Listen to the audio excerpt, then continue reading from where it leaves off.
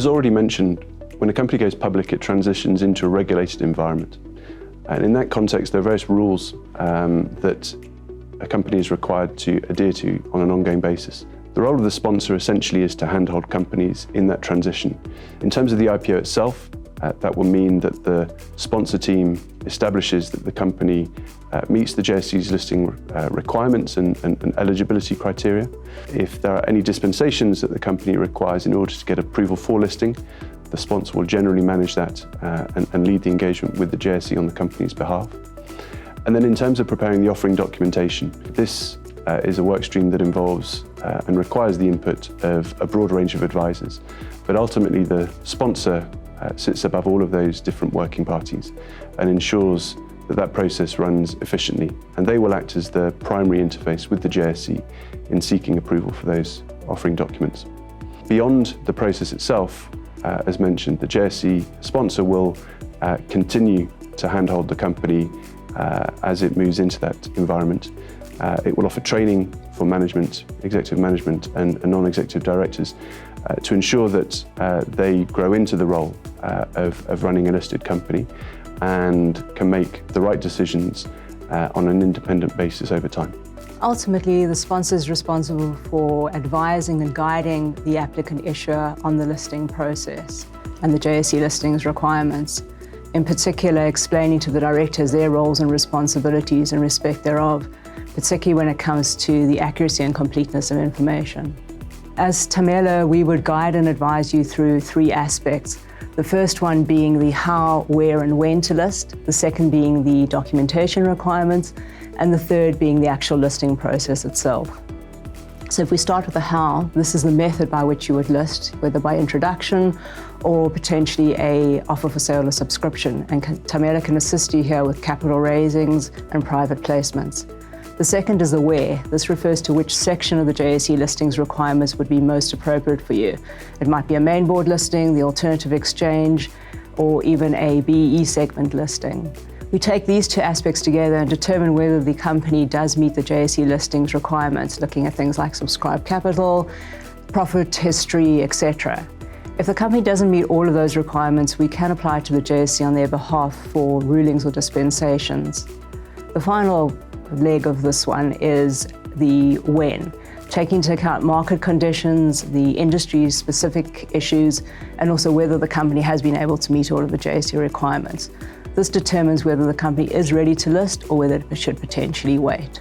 The second aspect is the submission of documentation to the JSE, as a sponsor is responsible for all submissions via the JSE's Webster filing system. The most important document from a listing perspective is the pre-listing statement, or in the case of a public offer, the prospectus. This needs to comply with Section 7 of the JSE's listing requirements, which deals with the applicant issuer and its capital, general business of the company, its directors, managers, etc.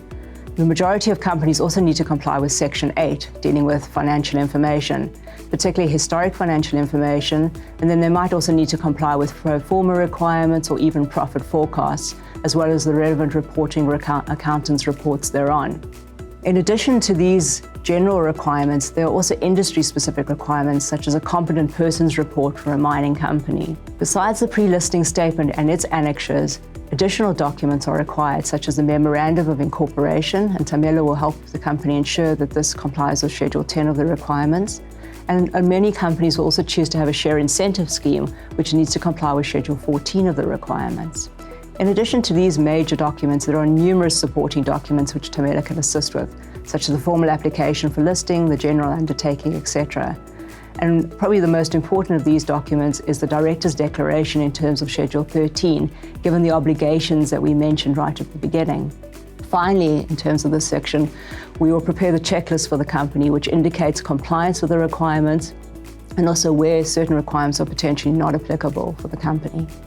The third leg that we will deal with is the actual listing process itself.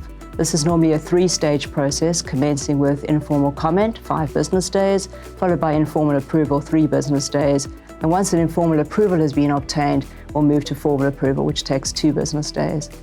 On the first submission of any documentation to the JSE, the sponsor has to submit a sponsor's Schedule 17 declaration, which basically confirms that it is independent of the company and the completeness and accuracy of the information that it's submitting to the best of its knowledge and belief, having made due and careful inquiry of the applicant issuer and its advisors, which might include reporting accountants, competent persons, independent experts, etc.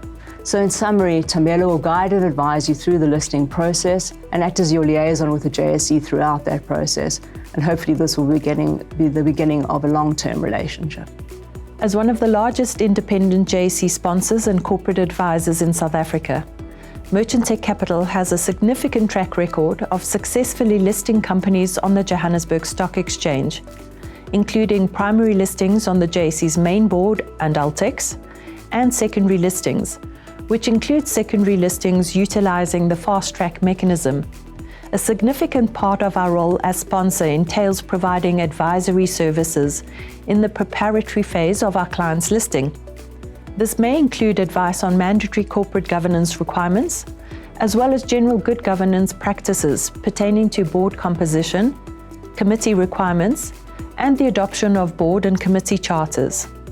We also recommend the appointment of different service providers where required. And while the listed environment and its processes are not necessarily something that management teams may be familiar with, this is what our team at Merchantech does every day.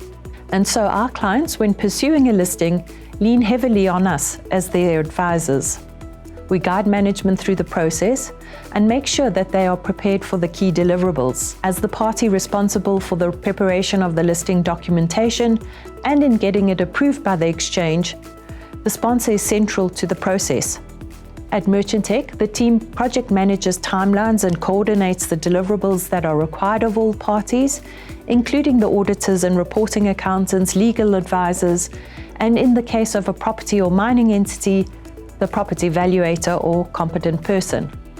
From a capital raising point of view, our role as sponsor is to effectively manage the entire process, from start to finish, through effective price determination, and strategic marketing of the listing via our well-developed network of relationships with local and international institutional investors, hedge funds, private stockbrokers, and other sources of funding, so as to assist the board in achieving their funding objectives. In summary, Merchantech's role as a sponsor is to ensure that we professionally deliver on all milestones and meet the relevant timelines while expertly guiding our clients through the process to ensure that in the end, their listing and capital raising experience is delivered smoothly and successfully.